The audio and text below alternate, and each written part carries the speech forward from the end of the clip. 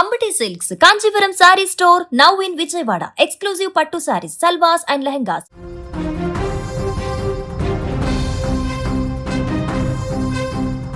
పశ్చిమాసియా గడ్డపైన నెత్తురు ఏరులై పారుతుంది. దశాబ్దాల కాలంగా ఇరాన్ను తన గుప్పెట్లో ఉంచుకున్నటువంటి supreme leader Ayatollah Ali Khamenei శక ముగిసిపోయింది.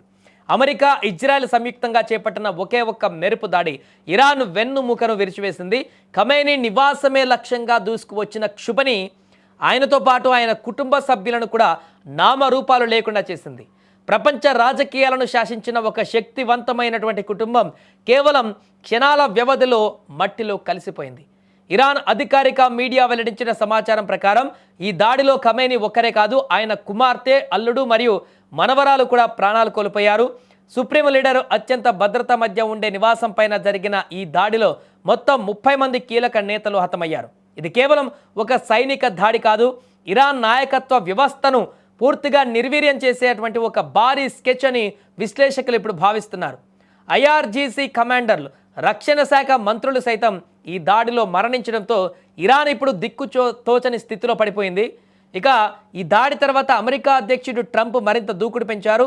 ఇరాన్ పైన బాంబుల వర్షం ఇప్పుడే మొదలైందని, రాబోయే వారం రోజుల పాటు ఇది కొనసాగుతుందని ఆయన స్పష్టం చేశారు. ట్రంప్ తీసుకున్న ఈ నిర్ణయం ప్రపంచ దేశాలను వణికిస్తుంది. మరోవైపు ఇరాన్ ఊరుకోలేదు. తన సుప్రీం లీడర్ మరణానికి ప్రతీకారంగా ఇజ్రాయెల్, అమెరికా స్థావరాలు ఉన్నటువంటి 7 గల్ఫ్ దేశాలపైన క్షిపణులతో విరుచుకుపడుతోంది.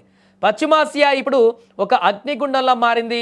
ఎప్పుడు ఏం జరుగుతుందో తెలియనటువంటి ఉత్కంఠ నెలకొంది. ఏదేమైనా కూడా అమెరికా, ఇజ్రాయెల్ సంయుక్తంగా చేసినటువంటి ఈ ఆపరేషన్ ఎలాంటి మిస్అండర్స్టాండింగ్ లేకుండా పర్ఫెక్ట్గా కొనసాగించింది. ఒకే ఒక్క మిసైల్తో ఇన్ని రోజుల పాటు ఖమేనీ ఎక్కడ ఉంటారు, ఏ యొక్క బంకర్లో దాక్కుంటారు, ఏ ఇంట్లో ఉంటారో కూడా తెలియనటువంటి బందోబస్తు నడుమ ఉన్నటువంటి ఖమేనీ పర్ఫెక్ట్గా ఎక్కడ ఉంటాడో కనిపెట్టి, ఏ ఇంట్లో ఉంటాడో తెలుసుకొని ఒకే ఒక్క క్షిపణి దాడితో పూర్తిగా వారందరినీ కూడా నేలమట్టం చేసేసింది అమెరికా, ఇజ్రాయెల్. దీంతో రగిలిపోతున్నటువంటి ఇరాన్ ఎప్పుడెప్పుడు దీన్ని రివెంజ్ తీర్చుకోవాలన్నట్టుగా ప్రతి దాడులు కొనసాగిస్తుంది. అమెరికా లక్ష్యంగానే ఈ దాడులన్నీ కొనసాగేటువంటి పరిస్థితి నెలకొంది. అయితే దీనికి ప్రతిగా అమెరికా అధ్యక్షుడు ట్రంప్ కూడా ఇక చాలు, మరలా ఇంకొక దాడి కనుక మేము చేశామంటే దాని పరిస్థితి వేరే రకంగా ఉంటుంది, ఇక తగ్గకపోతే ఇరాన్ మరొకసారి మేము రంగంలోకి దిగాల్సిన పరిస్థితి ఉంటుంది, ఆ తర్వాత పరిణామాలు అత్యంత భయంకరంగా ఉంటాయనేటువంటి విషయాన్ని కూడా ట్రంప్ చాలా స్పష్టంగా చెప్తున్నారు. అయినా కూడా ఇరాన్ మా సుప్రీంనే చంపేస్తారనేటువంటి ఒక ఆగ్రహావేశాలతోటి రగిలిపోతూ వారు ప్రతిదాడి చేసేందుకు పూనుకుంటున్నారు.